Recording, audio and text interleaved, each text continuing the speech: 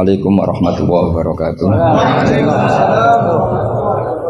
Nah, asal dia ulama, entah itu siapa saja asal dia ulama, harus kita hormat.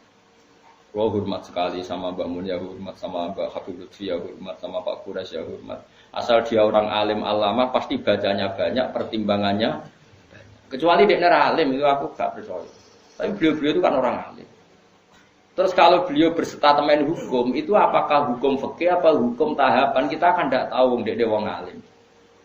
Kadang wong alim fatwa itu hukum tahapan, bukan hukum sebenarnya. Misalnya gini, orang Indonesia itu rata-rata cara berpakaian gitu. Terus diputuskan bilang nggak apa-apa. Ternyata bilang nggak apa-apa itu dalam proses tahapan, bukan menghukumi yang sebenar. Saya tak contohnya paling gampang. Ben kowe roh ngaji, ojo sidik-sidik nyalano wong.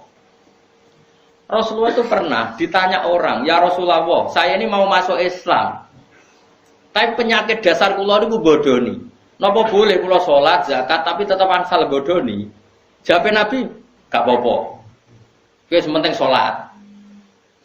Sausé wong iku mirip, Abbas protes, ya Rasulullah, apakah engkau ngalalo bodoni? Gak bodoni ora halal. Tapi kok jenengan ngolehi ketika wong iku gawe kontrak tetap oleh bodoni, mergo iki mergane maklar rezekine kok bodoni. Jawab Nabi, engko angger sering sholat, rak jijik-jijik dhewe mbek bodoni. Berarti ketika Nabi tidak mengharamkan bodoni itu bukan hukum sebenarnya, ini hukum tahapan. Apa hukum? Tahapan. Ini yang paling angel ning bab fiqhud dakwah, mana disebut fiqhud dakwah. Ada hukum itu tidak sebenarnya, tapi itu tahapan. Misalnya aku ketemu cah Jakarta, mondok ning nggonku misalnya, cah wedok, biasanya katokan cekak. Tak kon jilbaban langsung kangelan. Kira-kira tak kon ya celananan nduk celananan. Mergo pikiranku lumayan ora katokan cekak. Terus ning atiku mesti jilbab menyusul kan ngono. Bukan darani celananan hukum sebenarnya, ini hukum tahapan. Saiki kowe nglatih cah cilik poso, langsung maghrib tak beduk. Beduk. Terus pun, wah ini ajaran sesat, poso setengah hari. Cek seneng drengki mbek wong. Iku jenenge hukum tahapan, tidak hukum sebenarnya. Mulane kula sing penting asal sing ngomong wong alim saleh. Tak baleni nek wong alim saleh. Saleh tok ora alim ora cukup. Mergo ilmune ra akeh. Alim tok ora saleh ya fasik jenenge alim ora saleh ya kacau juga. Lah titenane piye yo? Lah ki alim tok ora.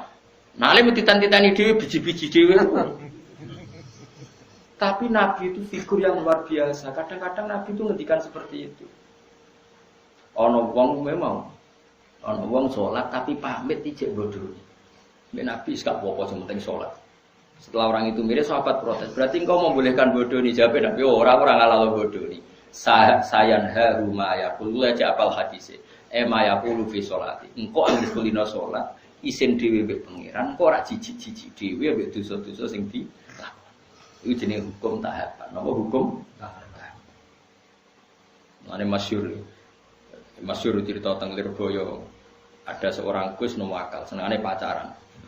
Kiai ini kakuati mendingin. Ini kisah nyata. Wong iku ya keluargane sing nakal. Dong, kowe pacaran lah, anggere iso maca Sahih Muslim. Apa to?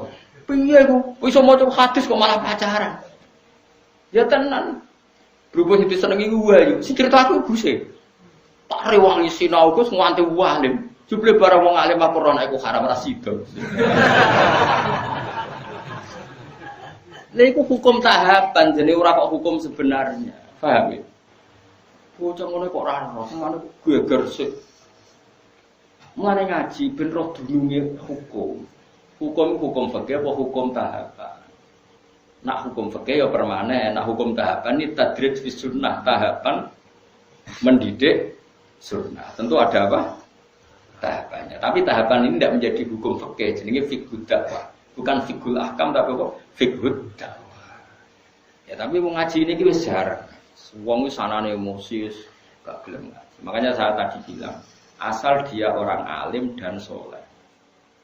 Makanya saya bisa menerima misalnya Sayyid Umar Hafid orang alim, kadang dakwah di Belanda, di mana ya ketemu orang macam-macam.